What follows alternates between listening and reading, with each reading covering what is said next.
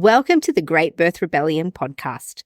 I'm your host, Dr. Melanie Jackson. I'm a clinical and research midwife with my PhD, and each episode I cast a critical eye over current maternity care practice by grappling with research and historical knowledge to help you get the best out of your pregnancy, birth, and postpartum journey.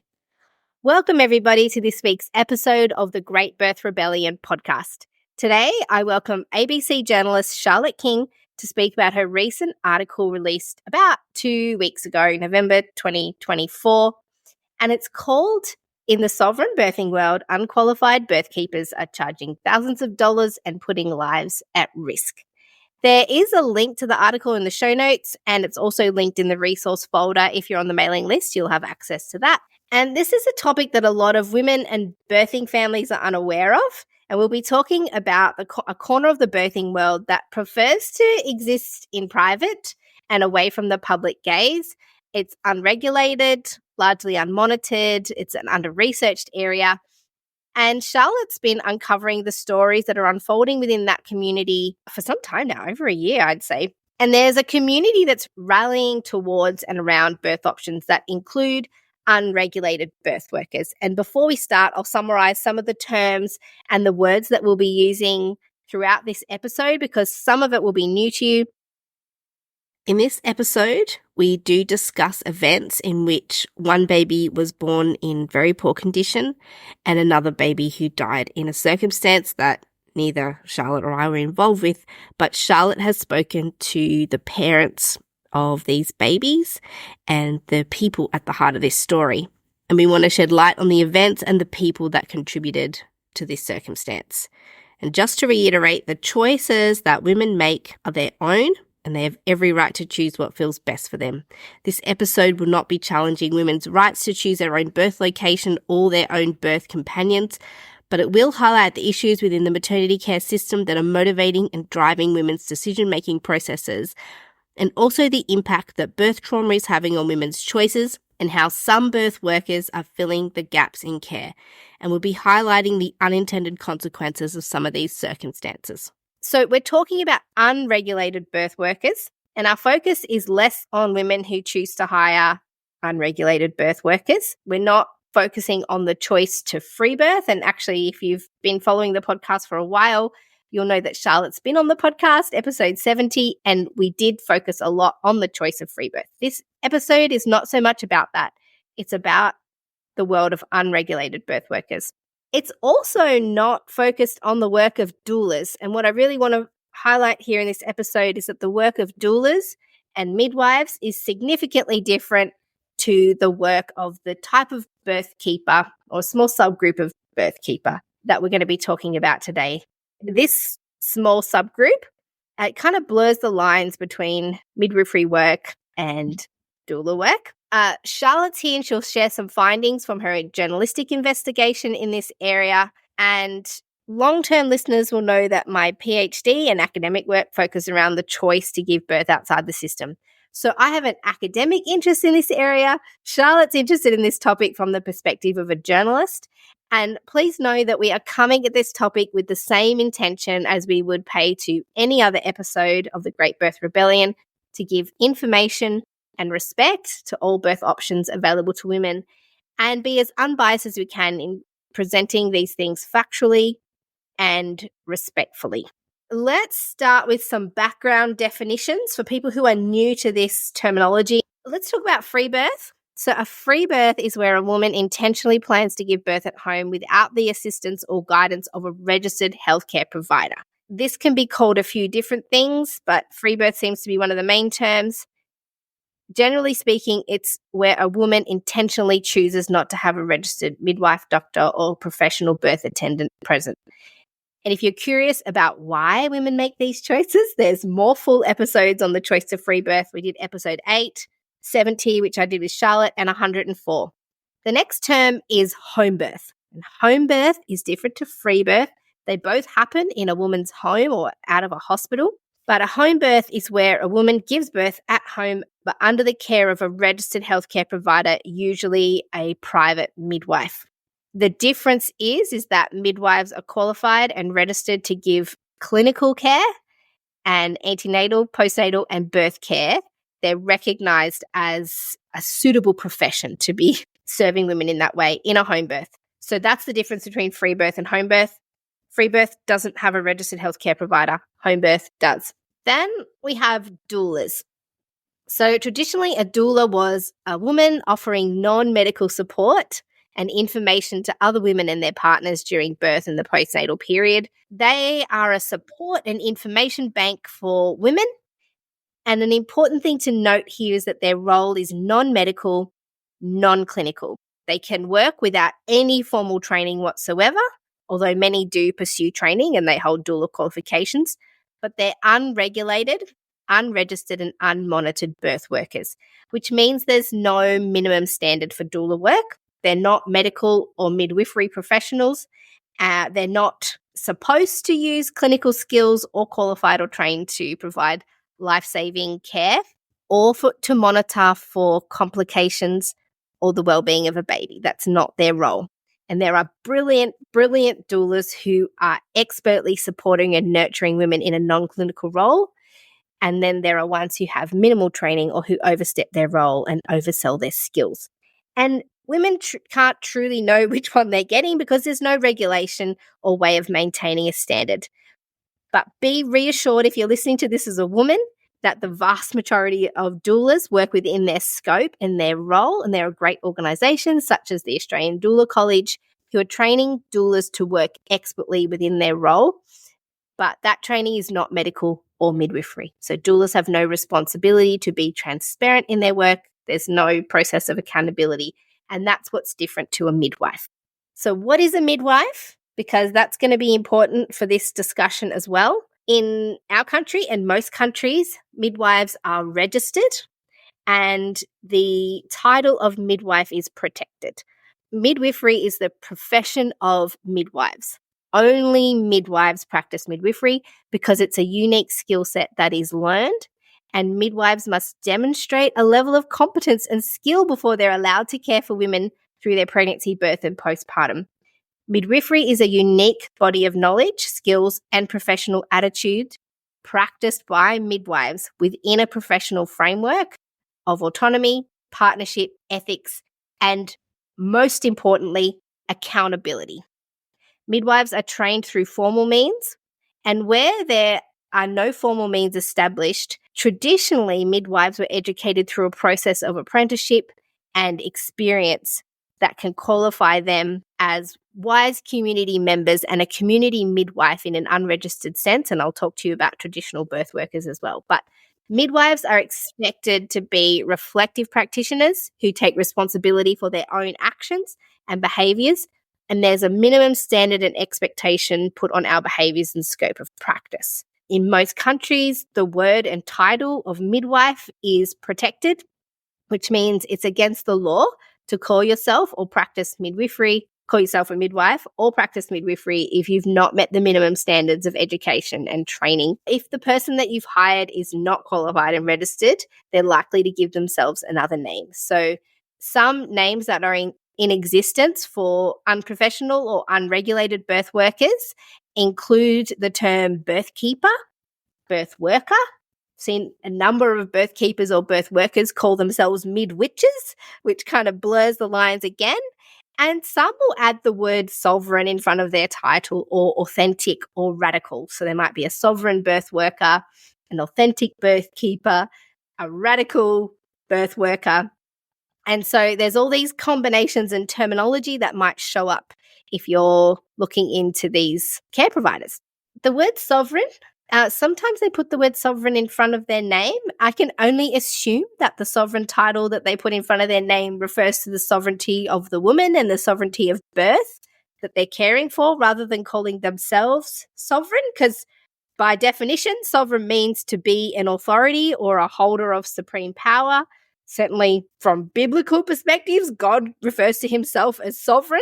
So I assume that when these birth keepers refer to themselves as sovereign, they aren't saying that they have an authoritative, possessive role in a woman's birth, because that seems to be counterintuitive to the thing that they're marketing themselves as. But it does seem that birth keepers are setting themselves apart from both doulas and midwives as working differently and with a different sort of category of woman. So a doula will often support women who've got a midwife, if they're giving birth at home in a home birth or if they're going to hospital.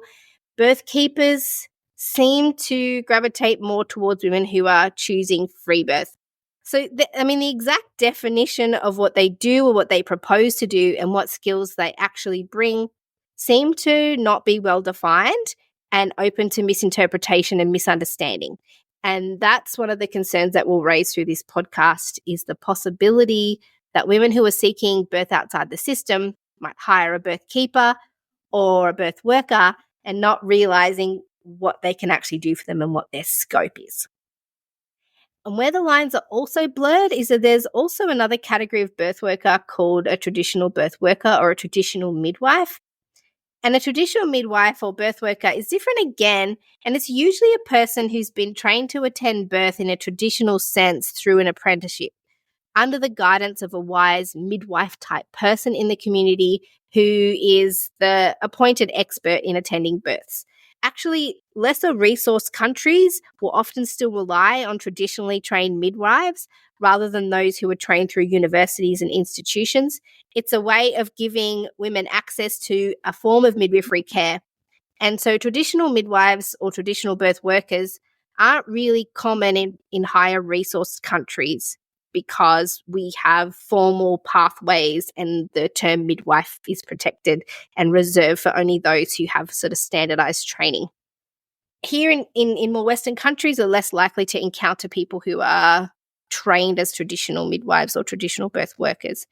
But the International Confederation of Midwives states that where the title midwife is not yet protected, other health professionals, including nurses and doctors and traditional birth workers, may be involved in providing this type of care, sexual, reproductive, maternal and newborn health care.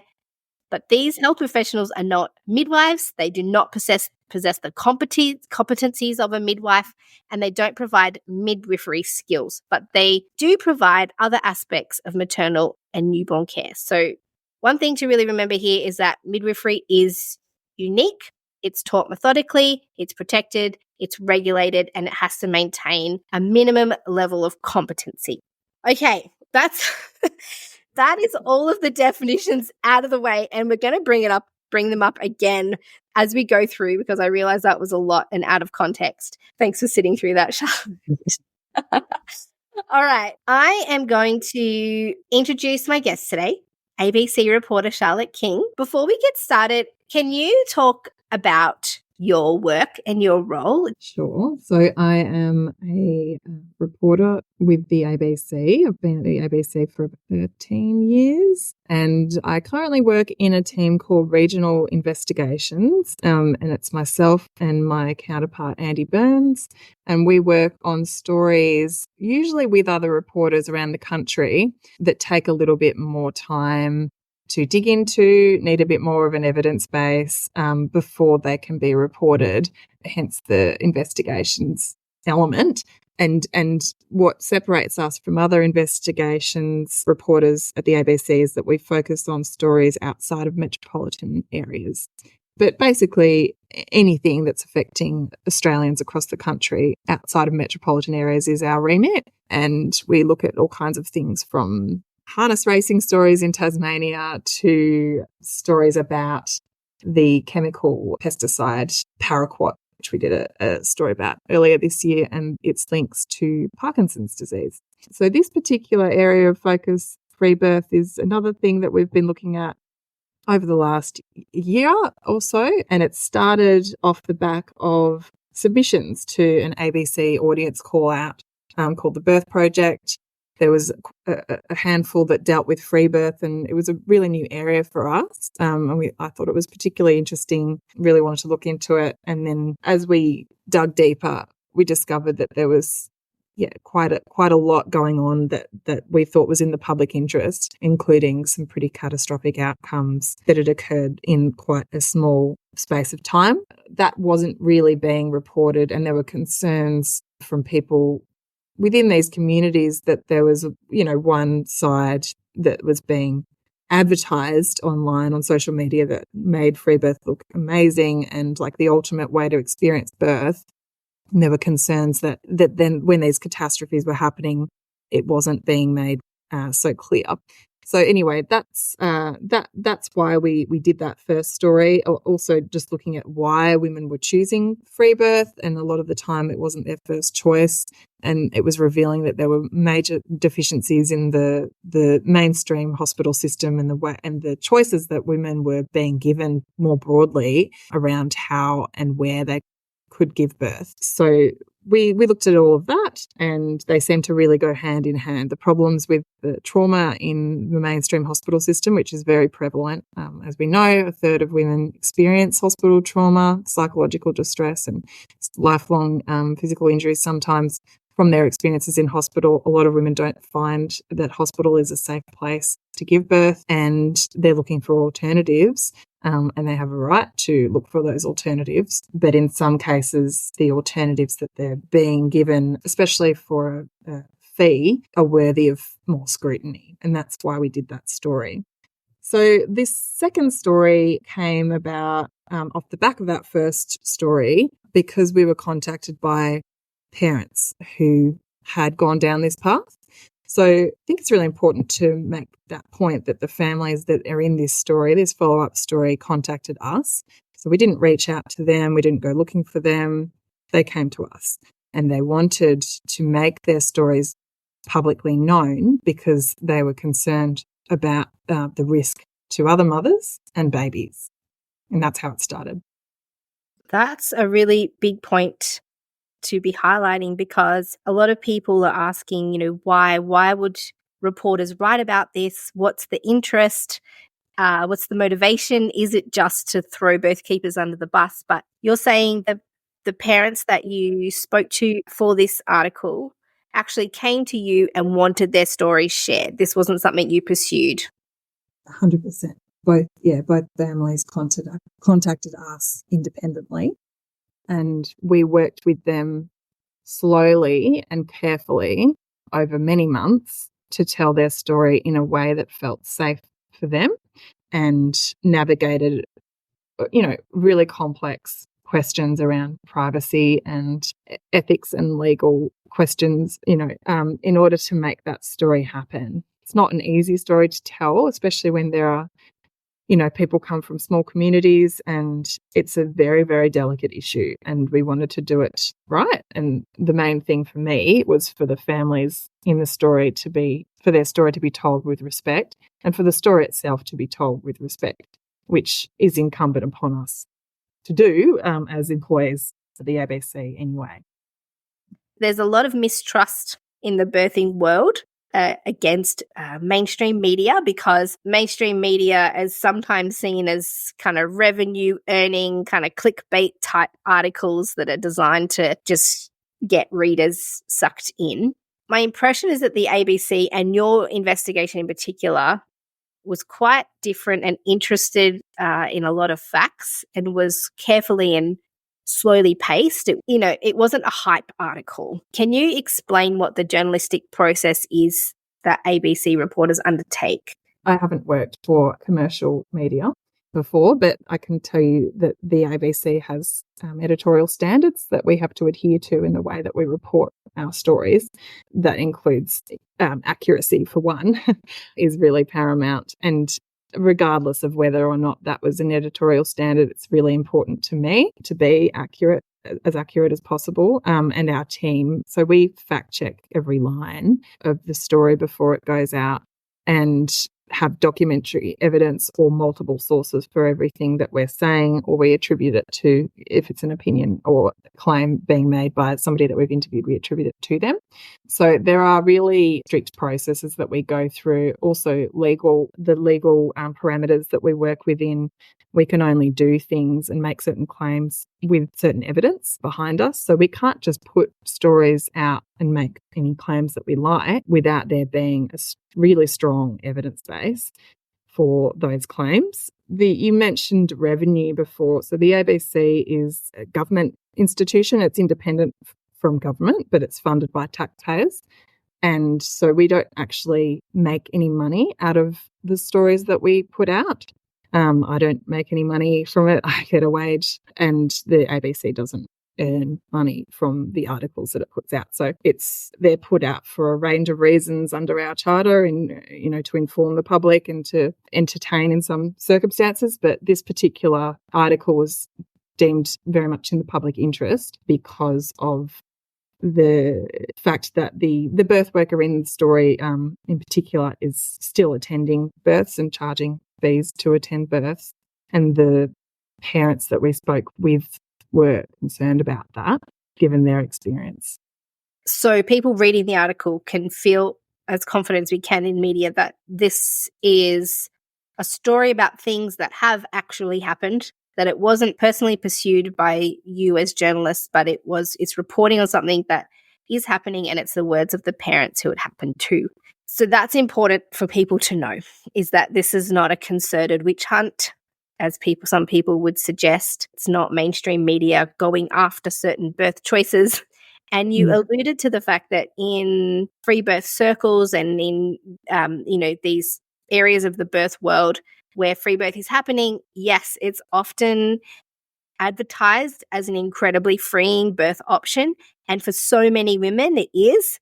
Women talk about how amazing their free birth was, but that when things don't go as intended, sometimes those stories aren't as openly shared because it challenges the free birth narrative and it brings into dispute some of the claims that free birth communities make about the safety and appropriateness of free birth. And so we're bringing that out today, through this article. So I'll start reading, and this is word for word. And I want to also highlight that most of the text is actually quotes from the family, which makes sense given what you just explained. And you've changed the names of the parents, and we won't be mentioning the name of the birthkeeper, although in the article you do make mention of who this person is, but we won't be doing that today. So when she heard about the birthkeeper, Alice was at a dead end. The mother of 3, whose name we've changed to protect her identity, had already delivered 2 young children through the public hospital system. Both births had ended in a cesarean, and the second affected her in ways she still struggles to articulate. And there's a warning, this story includes details about stillbirth and birth trauma. I couldn't talk about it for about 1.5 years, she says. I was traumatized by what happened, but didn't really know which way to go to make that better. She began to gravitate towards women in her community and on social media who advocated another way. In this world, birth could be beautiful. Outside of a hospital, women could birth in their power and undisturbed by medical intervention. And this is a quote, it did make me feel like birth was overcomplicated within the medical system, and it made me question whether what happened to me was necessary, Alice said. I felt like the birth was robbed from me. And when she got pregnant again, her mind was absolute.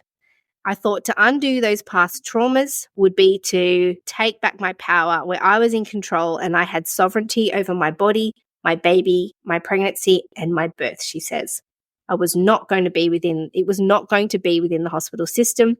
It was going to be on my own terms. This is the very big first point, that the impact of the current maternity care system on women's future choices for their birth, and what we know through the birth trauma inquiry that's been all through media and from research into the world of birth trauma and obstetric violence, is that the current maternity care system is not properly serving women's needs for emotional, psychological, and social safety, and some would argue not even for their physical safety.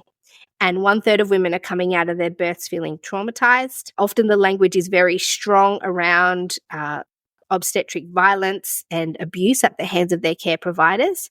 And there's a growing number of women being diagnosed with post-traumatic stress from the birth experiences. So there's no doubt that there's a big issue within the Australian maternity care system that's driving women away from these services because they don't serve women's needs. And this is certainly the story that this first woman is explaining, is that her previous experiences were disappointing, traumatizing, and she wanted to find another way. Yeah. And a key thing that she said, which really stuck with me, was that what she was looking for the most was continuity of care, to have the same provider to take her through her pregnancy and her birth. And she looked for that, both pregnancies, and she couldn't find it. It was just not there. It wasn't available. She would ask for the same midwife. She'd ask for the same doctor. And there was never that option, which we know for the majority of women in Australia is the same. They don't have the option for continuity of care. And so she actually used the words, which isn't quoted here, but she said that she would be her continuity of care.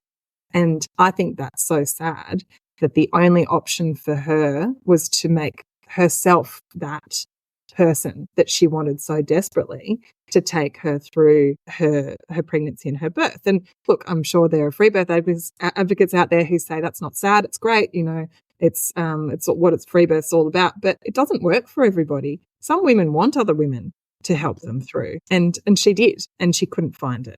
And I think that is sad. Well, that's the big point, isn't it? Is that she didn't choose free birth because it was her first choice.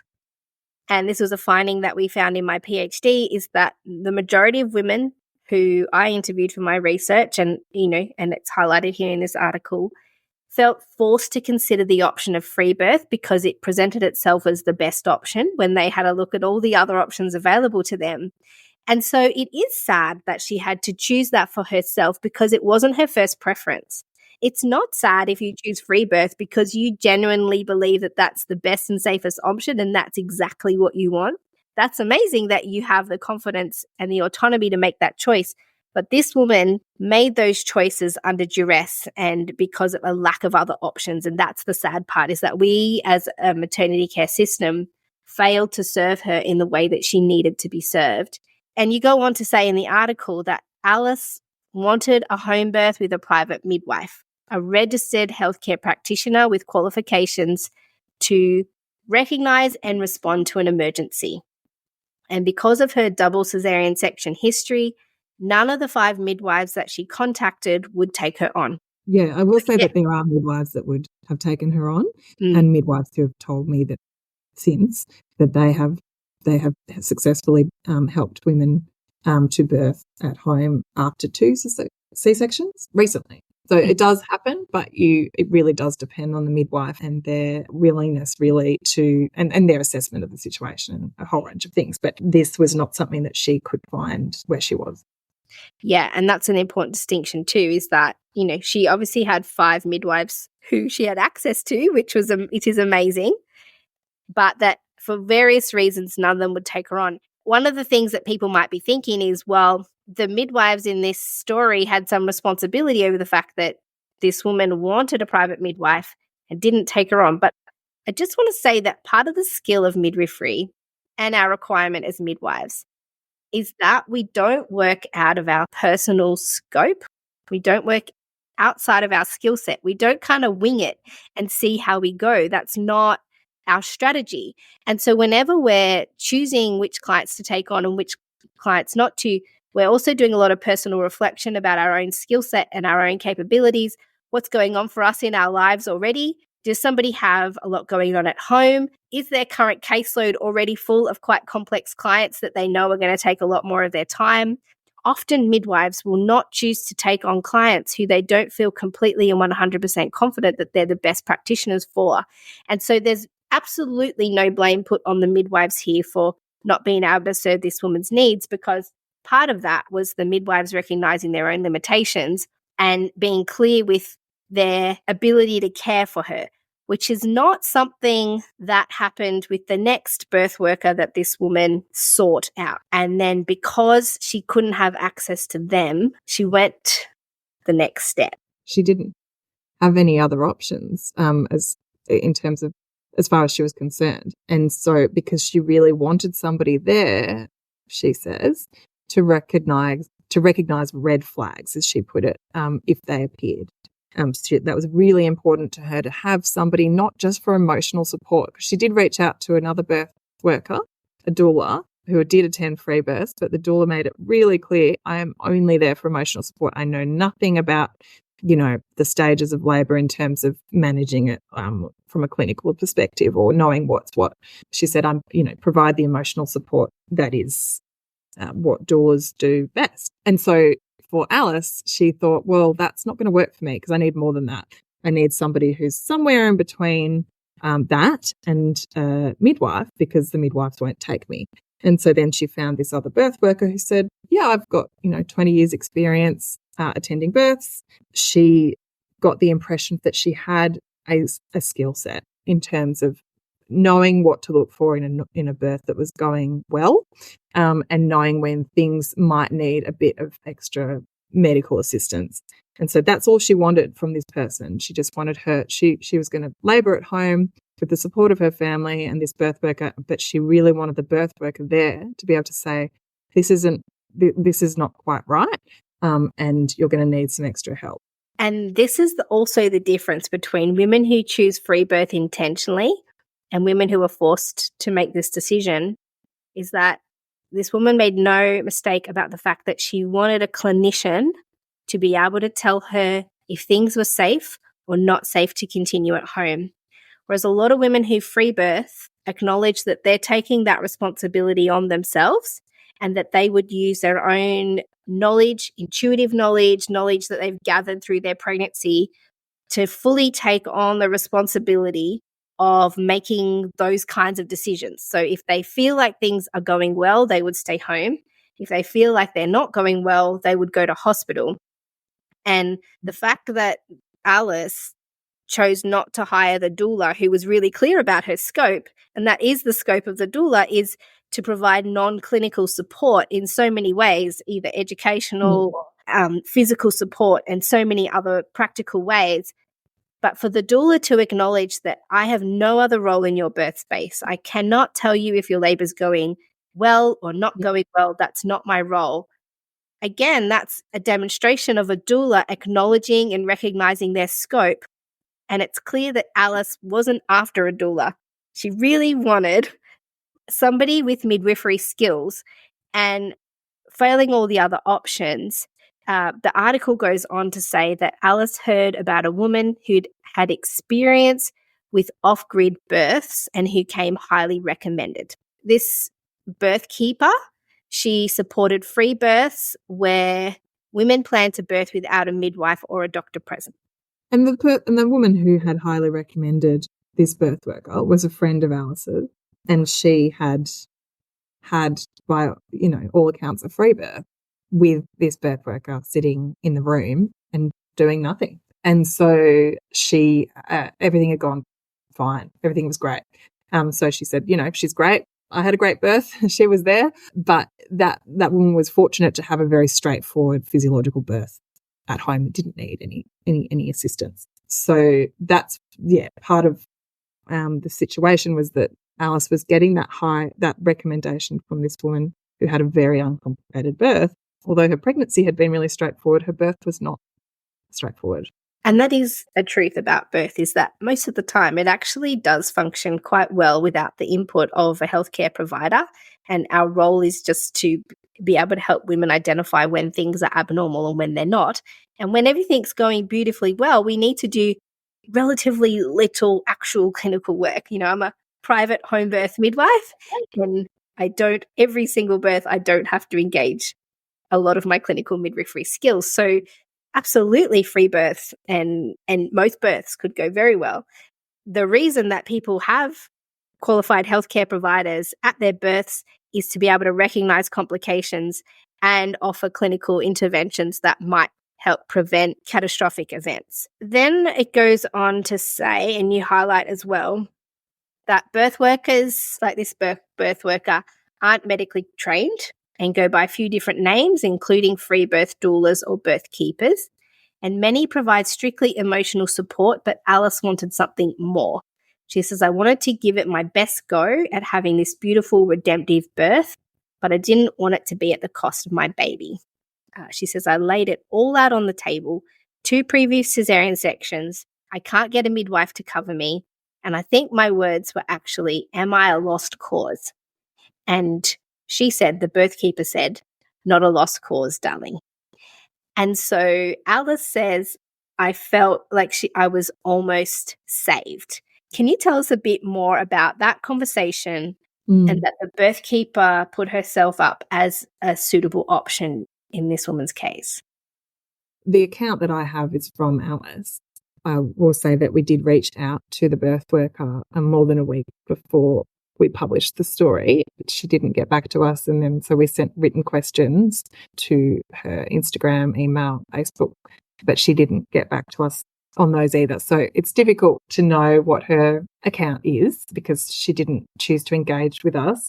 But the account from Alice is that she was really clear about her history, the C-sections, and the fact that she wanted to birth at home, couldn't get a midwife, and that she said multiple times to this birth worker, "Are you able to spot red flags? I need to know that you're able to spot red flags." And she clearly said, yes, I'm able to spot red flags.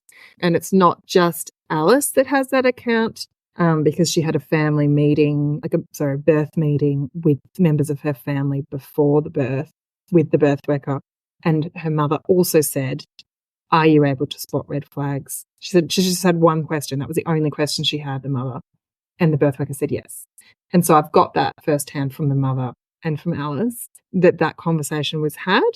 But also the things that she was doing do go beyond what doulas say is their role. So she physically assessed the position of the baby before labour, a couple of days before labour, and told Alice that everything was normal. Alice's account is that at that stage the baby was in the position that it was in when she went into labour, which ended up being oblique or diagonal. So we didn't get into that part in this story because there's only time for so much. But that's that point, that physical assessment and the checking of where the baby's position is. I would not expect somebody who's purely providing emotional support to tell you where the baby is and where the baby's head is, because that seems like that is a clinical thing to do. And then obviously as we go into the labour, she continued to make those clinical assessments without any clinical foundation of knowledge. And the big issue here is that, the position, and as we read through the article, we'll come to know it, the position that the baby was ultimately in would be a fairly obvious and easy palpation for a midwife. That if we could feel the head in the position that the woman described it having been in, somebody with skilled midwifery hands would have immediately diagnosed that this baby is not in an ideal position for birth. And actually, there's things that we can do about that. And potentially a midwife or a trained clinician could have said, "Hey, your baby's here. Here is a number of options that we could offer you to help move and adjust that baby in preparation for birth." And if we'd made that finding in the days prior, we would have known that as the labour began and potentially checked again and again to make sure that... I guess the point is, though, that she didn't have that option. So Alice didn't have a midwife. And what I do sympathise with in this situation is that it's very easy for us to say, well, a midwife would have figured that out. But she didn't have a midwife because she couldn't access a midwife. And there are other women in this position who cannot access a midwife and do not think that hospital is safe. So this is where we are. And this is why I think the story is important, not because we want to put out a story and call out particular behaviour. I do think it's worth amplifying the concerns of these parents about their experience. But the overall point is to say that women are choosing this because they see it as an option. And that is an issue that we need to look at, because it wasn't her first choice. Why couldn't she get her first choice? And that's what we need to look at as broadly as a society. That's the main point. Yeah. And we'll discover later too that this woman put her faith and trust in this clinician to be able to tell her when there might be an issue. There's a lot of responsibility being put on the birth keeper by the woman, because the woman originally wanted to move that clinical responsibility onto a registered healthcare provider. She wanted the responsibility of that clinical work to be on somebody else, not herself. And so she put that onto the birth keeper. And the other grave concern here is that the birth keeper took that on. Well, exactly. She didn't say, no, I can't, I don't know what I'm doing. I don't have any real training with this. Don't ask me because I can't tell you. She said, yeah, I can check. And, at no point did she say, I have medical training, but the things that she was doing, according to Alice, were clinical. So it's confusing for her because she thinks, well, yes, you don't have medical training, but you do have some skills, don't you? Because you've told me you do. Mm-hmm. And you're saying this. So that's reassuring to me that everything's okay. And, multiple times through the labour, there were moments where Alice didn't feel like things were progressing as they should. And, everybody has different labour. Nobody can really know how it's going to go. And some labours take days. I understand all of that. But this felt off to her. Mm-hmm. And she said that she was getting these very thick, fast contractions, and then it was pulling back to nothing for hours at a time. And it felt confusing to her because it wasn't her understanding of what quote unquote should happen during labour. And she has a right to look to reassurance from somebody who might know a little more. And when she did, she was told everything's fine because of A, B, and C. And that was incorrect information. So she wasn't given the opportunity to explore other options because she was told it was fine. And in the article, you say that when Alice questioned the birthkeeper if she would be able to spot red flags, the answer was yes. This reassured Alice that she was at least in the hands of the next best person, that if there was a complication, that this birthkeeper would recognize it and that Alice could use that information to make decisions. So the birthkeeper agreed to support Alice through her pregnancy and birth. And in the article, you say it was at the cost of $5,555. So just for some context, this is slightly cheaper than what a fully qualified registered midwife would charge for a birth. It isn't because you actually get some back when you go through. Well, yeah, this is what for me personally, my fee would be about that much out of pocket after the woman gets their rebate for Medicare. So other midwives would charge less.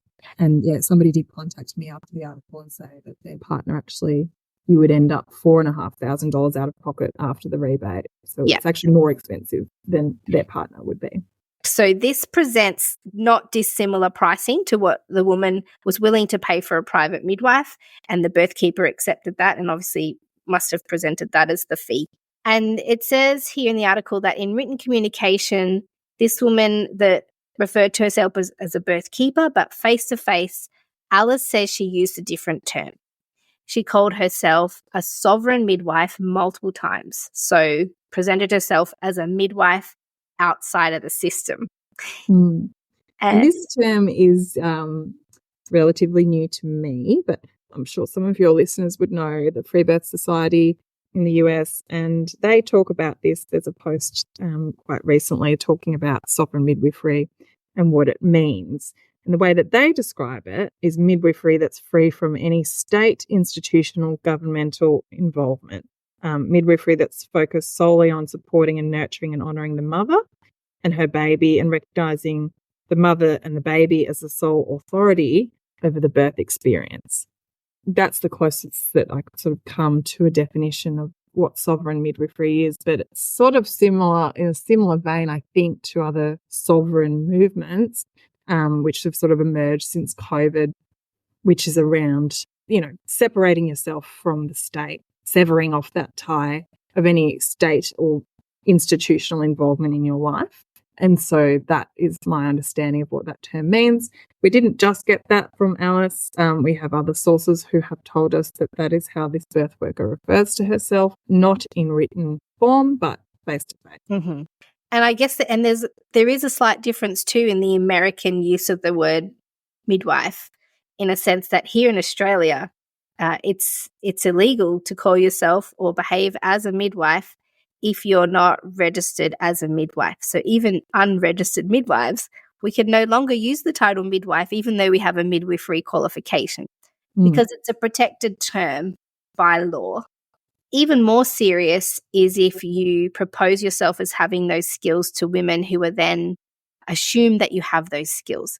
And a real issue is that when you're a registered midwife, there's sort of checks and balances to make sure that, yes, you've been through the appropriate training, yes, you have the appropriate minimum competencies as a midwife. So women have a really clear expectation of what they can expect from you and what your skill set is. And the issue with unregulated birth work, or unregulated work as this so-called midwife, is that women can have no reassurance of what training or skill that person has. And so that's the difference between being registered and regulated, and unregistered and unregulated, is that there's some real pride from birth keepers who are outside of the system about the fact that they are free from gaze and that they can't be controlled and that they can do whatever they want under the guise of serving women. And that's certainly the catchphrase is, you can't control us. We are free from government control and regulation. Yeah, in which case I think it's really important to make it known that there's no confusion, that you're not a midwife. Yes, and that was one of the motivations from the families, is to say we want to highlight that these people aren't midwives. They propose to have some midwifery skill and have some clinical reasoning that might mimic midwifery, but it's not midwifery. It seems like the family, Alice and her family, they knew that, but they tried to position this birth keeper as somebody who could fill that role, and it's obvious that she couldn't. Well, it's obvious now to the family, yes, because of what happened. In the article, it says Alice's pregnancy was a breeze and she went into labour at full term, but as night turned into day, something wasn't right. So Alice, during her labour, recognised herself that something was unusual. And then she looked to the birth worker, the birth keeper, to give her some answers about what was unusual. She asked the birth keeper, is the baby... So I guess one of the lines that really caught me was that Alice says, I would have taken myself to hospital at that point, but because I was reassured by her birth keeper, that she continued at home. And this is a significant difference to women who free birthed. And one of my questions that I ponder in my head is, would this woman have actually had a different outcome and have been kept physically safer in a free birth without a birth keeper, because she would have rested more in on her own intuition and her own decision making rather than transferring that to somebody else? And she says that she would have taken herself to hospital, but she didn't, because the birth worker reassured her that everything was okay, because the birth worker, the birth keeper, did an internal vaginal examination and told Alice that the head was there and that everything was going fine. Well, there were actually multiple points through the labour where she reassured her. And at one point she told her, the baby's only stressed if you're stressed. And this is when the labour wasn't progressing in the way that she expected it to. And that line, a couple of parents that I've spoken to, that really bothers them, because it just puts this... It puts the onus back onto the mother, basically, for it's her fault that she's having a complicated birth because she's just not relaxed enough. She's not in the right headspace. There might be people that argue that, but I would suggest that there would be others that would say there's actually literally nothing that she can do to get her baby to change, she could do in her mind to get her baby to change from being in a diagonal position where its shoulder is stuck and to get into a position where it can come out and be birthed naturally. There's literally nothing she can do. So to say that, in that situation, not that the birth worker understood that that was the position of the baby, but it shows a blatant ignorance of the situation, and to put that on the mother, I think, is very unfair, because it blames women for their birth outcome because they just weren't in the right headspace. Right, and that's something that the article makes a point of, is that the birth keeper kind of suggested the baby's only stuck if your mind is stuck, and actually also misdiagnosed what she thought was the head applied to the cervix was actually the baby's shoulder presenting. And that's a very complex presentation. The baby would not have come out vaginally. And as we discover later in the story, that Alice eventually does feel like things are not right, and she does acknowledge her own intuition, which she knew, which by the story that she told you is that she knew what she was feeling, but seemed hopeful that the birth keeper had information Well, that she doubted herself because the birth keeper told her, well, it's only going to be stressed if you're stressed. So she kept saying, I've got to relax. But it's me. It's all me. I've got to relax. And that's not true, and it's not fair. And it just delayed her actually being seen by professionals who could assist her and her baby. And in the end, she did listen to herself, and she sort of had this moment where she just got this idea. She just realized that actually, if it was the baby's head, I'd be feeling more pressure, and I'm not feeling that pressure. So, and she just said it was sort of this light bulb moment, and then that's when they went in. None of this she blames on the birth worker. She doesn't blame the birth worker for the fact that she ended up with an emergency delivery and that the baby was not in a great place at all when it was born, and needed a lot of help. Thankfully is fine now after that life-saving treatment and delivery. But she still doesn't blame. She says, that would have happened anyway. But what I do blame her for is taking me down this path where I was being reassured falsely, and it put my life at risk and her baby's, because it's not just the baby's life that's at risk in this situation. Her life was at risk. Mm-hmm. Her own life was at risk. It's not just babies' lives that are being put at risk when this kind of false advice is given. It's mothers' lives. Yeah, and she says that at the end. She says that the birth worker repeatedly exaggerated her skill set and provided a false sense of security that put her life and the woman's life in danger. And Alice says, I believe she's fraudulent in the service that she provides. And that's a quote from Alice. Did Alice reflect on that time of her own intuitive thoughts versus balancing those against the advice or assessment of the birth keeper? Oh, a lot. She's done an enormous amount of reflection because she does take responsibility for the outcome, because she says it was my choice. But she still has a right, I think, to voice concerns about the path that she was taken down in that process. Yes, it was her choice. Yes, it was her responsibility. But if you have an agreement with someone who is working with you through your labour and through your pregnancy, labour and birth, they have a responsibility, I think, as well, to be clear about their knowledge and their skill set. And if they're going beyond it, it's probably worth reflecting on that after the fact when you get it wrong. And Alice, according to Alice, that just hasn't happened, and that she wasn't really up for that, which again is part of why we thought there was a need to tell the story. Mm-hmm. And this is part of the challenge of regulation versus unregulated birth work, clinical birth work, is because midwives have a responsibility to be reflective practitioners. There's lots of checks and balances.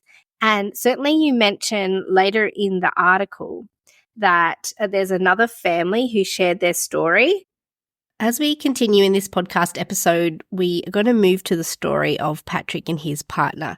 And due to time constraints, Charlotte and I couldn't fully explore this story, but I want to honour the fact that this family has offered up their story and asked Charlotte if she would please share it on their behalf. So in order to honour the sharing of this story, I'm going to read it as it is in the article, which will also help make the following parts of the podcast make a lot more sense. Now, the article says, for Patrick and his partner, the public health system was too restrictive, and home birth with a registered midwife was expensive. They heard about someone in between, a birth worker who wasn't registered but appeared to have all of the experience and training of a standard midwife, albeit acquired through alternative means. The birth worker was in the same network as Alice's birth worker and agreed to provide antenatal birth support and postnatal care.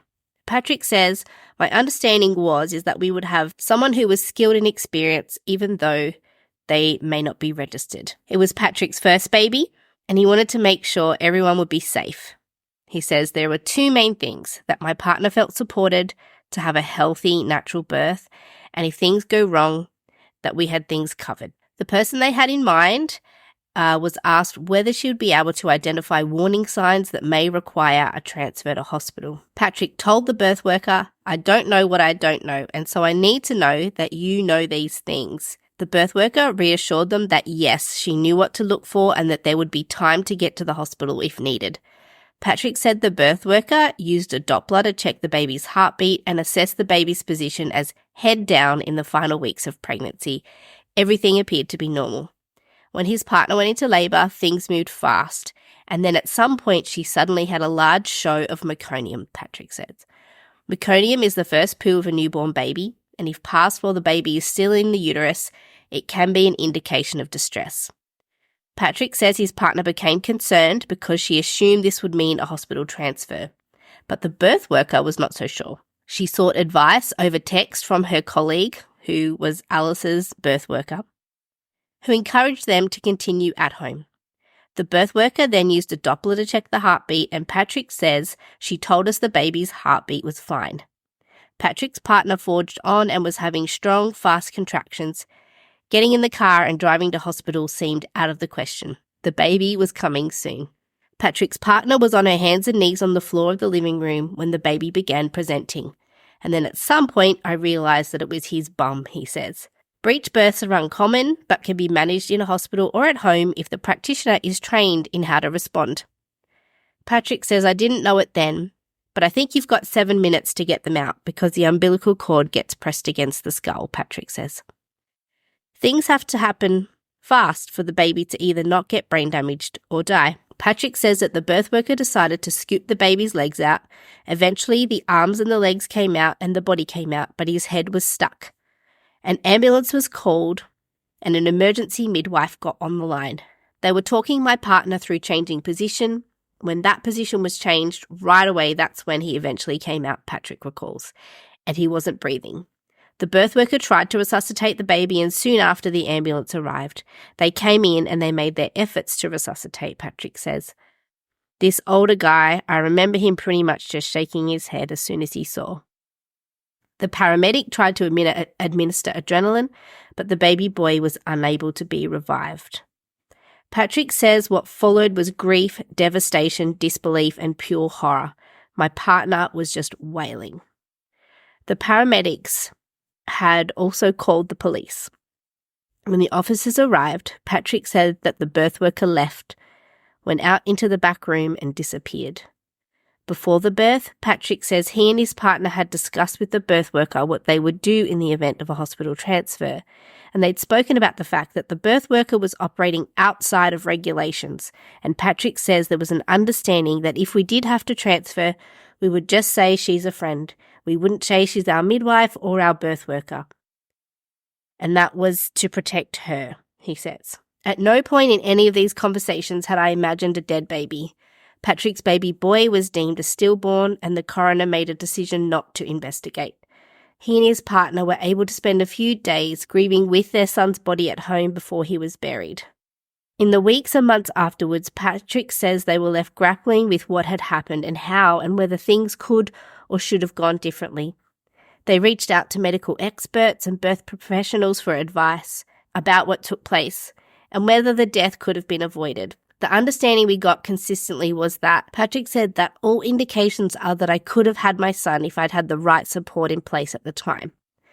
Patrick says hospital trauma is part of what is pushing women towards birthing outside the system, but that those presenting themselves as birth professionals need to know their limits. He believes the pendulum has swung too far.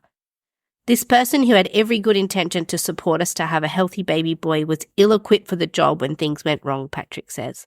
She wasn't aware of her shortcomings, and that to me is a dangerous combination. And he's concerned that for some in the free birth community, there's not only a lack of knowledge, but also a strong resistance to calling for external help. There are multiple babies dying and it doesn't need to happen. And that's the story shared by Patrick's family. For Patrick's family, their baby did not survive their free birth under the care of a birthkeeper. Alice's baby was born by cesarean section, and if you read the article, you'll hear Alice's account of what condition the baby was born in as a result of the positioning. And Alice's baby has recovered and report to be doing well.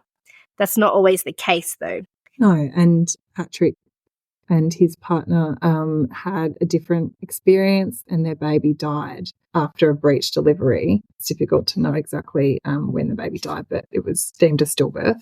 That it's interesting because they don't talk about going into that birth thinking that it was a free birth. So that wasn't actually their terminology. They wanted a home birth, but the birth worker that they had, they understood her to have some midwifery training or skills, even though it was an alternative to your mainstream system. Mm-hmm. So both of them, neither of them thought that they were having a free birth. They thought they were having a birth outside the system with a birth worker who had midwifery skills and who definitely, they thought, had the skills to recognise a situation that needed more help and more intervention and when it was time to go to hospital. Yes. So what women need to be hearing here is that when you choose an unregulated birth worker who claims to have clinical skills, there's no way of knowing what those skills are and if they are capable or not of assisting you. So you are having a free birth because there's no registered healthcare provider there who's capable of dealing with complications. And they just said that they did not, they put a lot of faith in this birth worker. And the father that I spoke with, Patrick, his sense was that the birth worker didn't know her limits, that she didn't recognise where her skill set started and finished.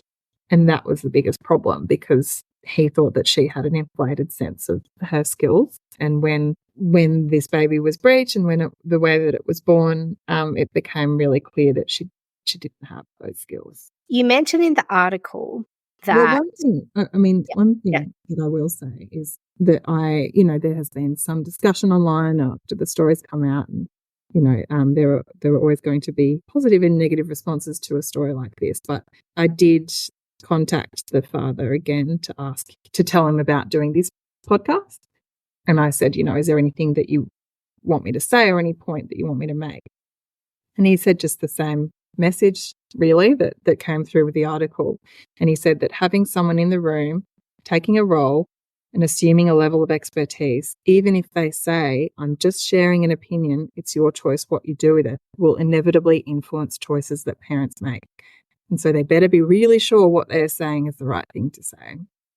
And that's that whole thing of, this old phrase that there's no enemy worse than bad advice. If you're giving someone advice in a very vulnerable moment, and it is a vulnerable moment when you are giving birth for both mother and baby, you really want to know what you're giving is the correct advice, or at least that it's framed in a way that this is where you're coming from, because there's no such thing as perfect advice. Even from midwives, obstetricians, they can give the wrong advice as well, obviously. But I think the key thing is to know what you don't know and when you're going beyond what you know. Yeah, it's a real overstepping of the scope and assuming that there's midwifery skill that will just present itself as the need arises. And also there's a difference.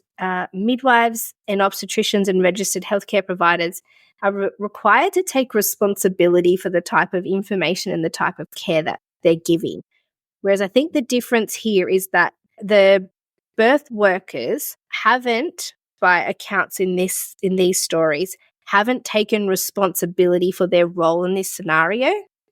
And that's potentially added, I'm assuming, to the motivation of these families to come forward, because these birth workers are continuing to do what they've been doing and have chosen not to take responsibility over the outcomes. And that's certainly, when you free birth, parents do acknowledge that it's they're taking responsibility for whatever the outcomes here because they've chosen to free birth. But I think here the birth workers position themselves as somebody in the birth space that had an element of power and decision-making capability, and therefore some responsibility over the choices that were made.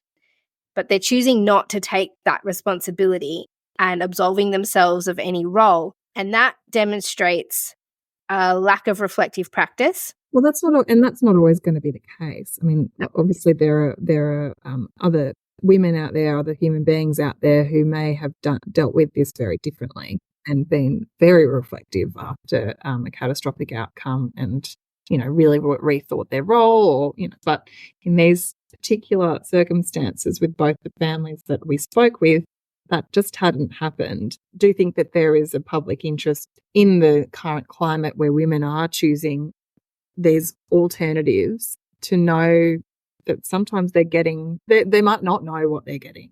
And, women are choosing this path are often very educated and very clear on what they are getting, but it can be difficult to know exactly what you're getting. And one question that I get asked a lot is how many more, we talk about the most undesirable outcome, and the worst outcome has been a baby has died. And in the article you mentioned that between 2022 and 2024 in this particular small region, that there's been reports of 7 babies who have died in the context of free birth, and that Alice's this particular birthkeeper, Alice's birthkeeper, was the attendant at 3 of those births where it actually resulted in the baby dying.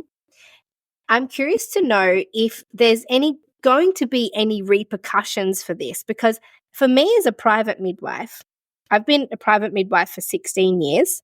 And so far in my midwifery journey, none of my clients have experienced a baby that hasn't survived their birth. And it's actually quite a rare circumstance. So the fact that 3 of these have occurred in a 2-year period with one single practitioner is actually alarming. It would be alarming even for a highly trained clinician to experience 3 babies in a 2-year period not surviving. So I just want to highlight, it's not as though this issue's been highlighted for no reason. Babies have died, and it seems to be a high percentage compared to the number that we would normally expect in hospital or under the care of a clinician. Are there going to be, from what you know, any repercussions for these birth keepers in the sense that they're positioning themselves as having midwifery skills and at least in private talking about being midwives? Well, I will say that we're not making any specific allegations in relation to this birth worker being responsible for these baby deaths. We are merely stating the fact that she was employed as the birth keeper for these women who lost these babies. So the circumstances around the births and the deaths are being investigated by the New South Wales coroner. We're not actually sure if the coroner has knowledge of the fact that this woman was the birth keeper. We know for a fact that she was, through evidence that we have that's documentary evidence, or multiple sources have given us that their accounts, first-hand accounts of that. So we just wanted to point out that she was employed as the birth keeper. And like you said, it is unusual to experience infant deaths late in pregnancy at all in Australia, or after birth. Some of these deaths were neonatal. So it's just unusual, and we don't know what the circumstances exactly were around those deaths. They are being investigated, but it's not public knowledge. It wasn't public knowledge before that this same person was associated with these deaths. I think that's important to make clear in a context where this birth keeper is still attending births. Women and the public should know that, and they should know that about other practitioners as well. If an obstetrician has been associated with baby deaths, higher number than usual, I think it would be important for the people who are seeing that obstetrician to know that. And so that is why we named her in the story. Mm-hmm. We could go through this story in so much detail and pick out all the issues, but there will be and have been a lot of angry responses to this article. I'm in this home birth and free birth realm in various different ways, and so lots of people use me as a vessel for comments and bouncing ideas, and certainly the feeling I've had is so mixed from people. Some who are so grateful that you've made the distinction in this article between the difference between a home birth and a free birth, and also the skills of a midwife versus that of a birth keeper. There's some gratitude that a lesser known part of free birth and of this birthing outside the system realm has been brought into public view. But there's anger in a sense that often the women who are in these circles and the birth keepers who are in these circles are no strangers to being attacked in a political sense and in the media, which I think is what gets people's hackles up. Is it feels like another attack on their work and against women's birth choices. Mm. And we know through this discussion that wasn't the intention, but why do you think, now that you've investigated this for so long, for really over a year, why do you think people are angry that you're writing about this? Well, I think you're right that that there are people in the free birth community and, in this sort of off-grid world generally that are used to being maligned by, the mainstream society. There's a lot of crossover with free birth advocates and homeschool and anti-vaccination networks, that kind of thing. So I think there's a lot of distrust generally, and that's directed towards so-called mainstream media, which the ABC's often roped in the same basket. People have their reasons for distrusting those institutions and those outlets. I don't know all the reasons why this article would make people angry, but they have a right to feel however they want about the article. All we can do is put the information out there in a way that is carefully verified. It's been very thoroughly fact-checked. It's been through all the processes, the editorial processes that we go through. It's not just myself and Andy who worked on it. There are other people at the ABC that have given their advice and guidance around whether this is the right way to frame the story. It's a very careful process. And all at the very centre of it are the families who reached out to us at the outset and wanted to do this. So it's actually part of our role is to provide them a platform, to give their voice, to put their voice out there in a way that is deemed to be in the public interest, because what they have to say matters. And we believe it matters, and there are other people that believe it matters. My job is just to put it out there in a way that I'm happy with and that the families are happy with and that is accurate and respectful. What happens after that is up to everyone else. And this really is the two families who came forward and whose stories were presented in this article. It feels very much like this was their story and you told it at their request. So if people have got an issue with this story, then their issue is with women sharing what happened to them. This is information that's come directly from women. It wasn't something that was peddled by the ABC in the interest of self-gain. If you hadn't have put this out and your article back in February 2024, the birth world would actually not know that these events are happening, because they're not monitored, governed. There's no recording or reporting in any traceable way of how many women are free birthing, how many babies are damaged, how many babies are well during a free birth. The vast majority would be absolutely well, because birth works well most of the time. Well, we actually don't know that either. We don't. We just don't know it, whether they're well or unwell, or the denominator. The number of free births, planned free births that are ending up in hospital with various outcomes in Queensland has tripled. The latest data shows, and we don't know how many original planned free births are not ending up in hospital. Yes. So it's just impossible to know. And that is the whole point, is that this information is just contributing to our knowledge base about this practice. It's not an attack, it's information. And my job is not to advertise free birth. That's not what we do as journalists. We don't advertise anything. We interrogate what's going on in the world around us, and whether that is something that people should know about. Then we do our best to do that in a way that's evidence based. So if you think that it's an attack, there's a bigger picture here, and the ABC doesn't tell us what to do. It was our decision to do this story. The ABC supports our work and stands by it. Charlotte, as I said, I think we could be talking for another hour and a half if we were going to get anywhere near being thorough in working through this. But I feel like this is a lot of information that readers, it's new information as well. I love that you shared that actually the women and the families came to you with their stories. And I want to express so much gratitude to these families for offering up this information. This is a huge emotional investment for them to be sharing with you. And I imagine the amount of back and forthing that went on would have been just exhausting in so many ways for them. And so I want to just acknowledge them for having the strength to bring this and put it out in the public. I do hope that you don't stop sharing, that families don't stop sharing their birth experiences across the scope. You know, there's been so much change in the birth world because women who were traumatized by the hospital system came forward, offered their stories in the birth trauma inquiry, and consumer advocate groups are seeking these stories to help generate change in the maternity care system. And I see this as another way of doing that and putting in checks and balances to keep working towards a maternity care system that actually serves the women's needs properly and is as safe across all elements of safety as we can possibly make it. Thank you, Charlotte. As our podcast episode comes to a close, my reflections on this topic are that the families who offered up their stories wanted to share them because their experience was that the role of their birth keepers was obscure and unclear.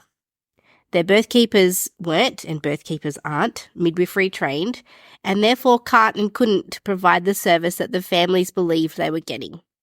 From the families' stories, it's been made clear that the actions of the birth keepers created a barrier to the families and women to use their own intuition and reasoning when making decisions.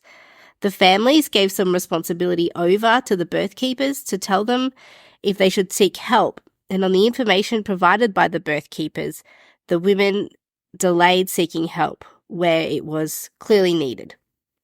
My impression of both these stories is that the women and families would have transferred to hospitals sooner, if not for the clinical advice given by their birth keepers.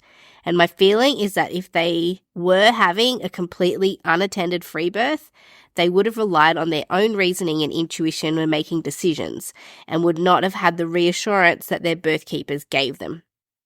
Perhaps without the birth keeper there, they would have been motivated to seek help sooner because they would have trusted their own knowledge more than the confidence they had in the clinical assessment of their birth keepers.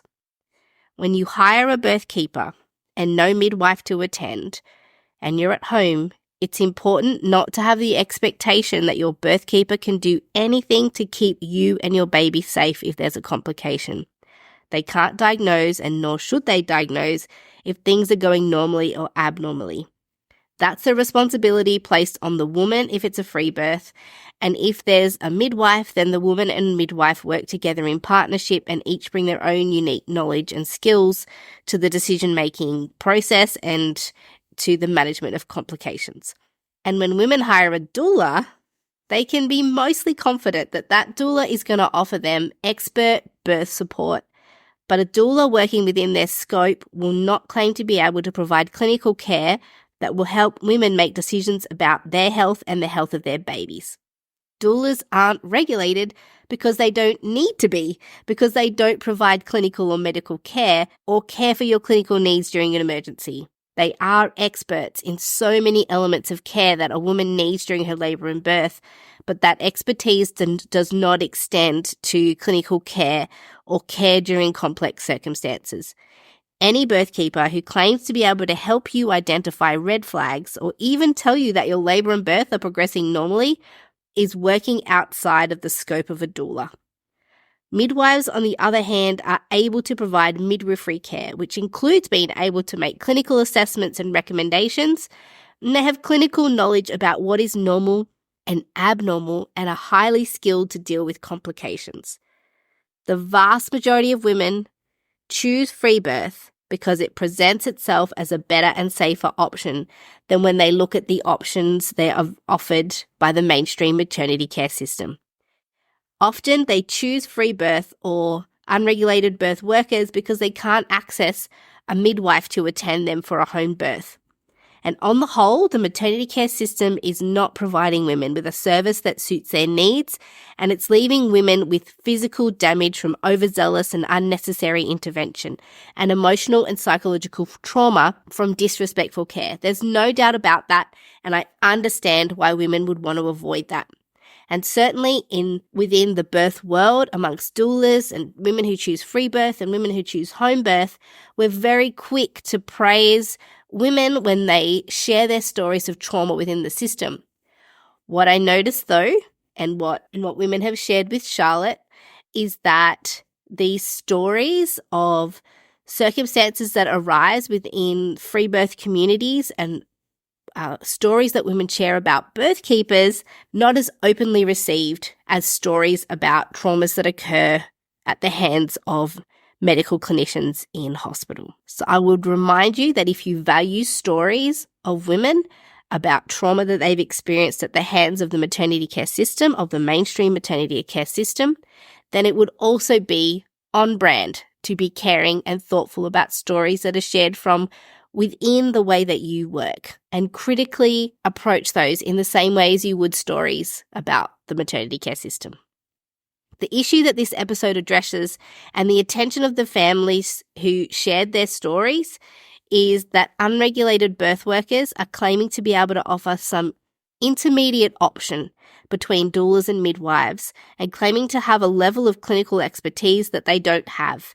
And if they do have some clinical skill, they're still not 100% prepared and equipped for all the possible circumstances that they are encounter in a birth. This grey area in which birthkeepers exist appears to span across the scope of doula care and midwifery care, but the public can't truly know the skill of their birthkeeper or of their capacity to keep them safe because they work outside of the gaze of any regulation or training requirements. And because of the actions of a small portion of doulas or birthkeepers, the regulation bodies who regulate midwifery and other healthcare providers are whispering about applying regulation to other birth workers. I personally think that if doulas and birthkeepers are working within their scope and not claiming to offer midwifery type care, then there's no reason to regulate them. But when stories like this one that we have shared are revealed, I can understand why there might be a call to regulate birth workers. But in fact, we know that when you put pressure on a marginalised and already repressed group and you expect them to comply, they just become more radical and go deeper underground. It's just a common social phenomena. And this brand of birthkeeper wants to operate without restrictions or boundaries. Regulation is far from perfect, but when you hire a midwife, you at least know that there is a minimum standard for their training and competency. In fact, when you hire a private midwife, you know they have at least 5,000 hours of hands-on clinical experience, and they maintain continual training, professional development, and surveillance. If their practice is unsafe, at some point they will come under scrutiny and be required to be accountable for their actions. They're trained to assess for normal and abnormal circumstances in pregnancy, labour and birth, and there are always going to be a portion that won't get it right. We're all humans and we don't get it right all the time, but they will be far more accurate than a birthkeeper and know how to manage emergencies.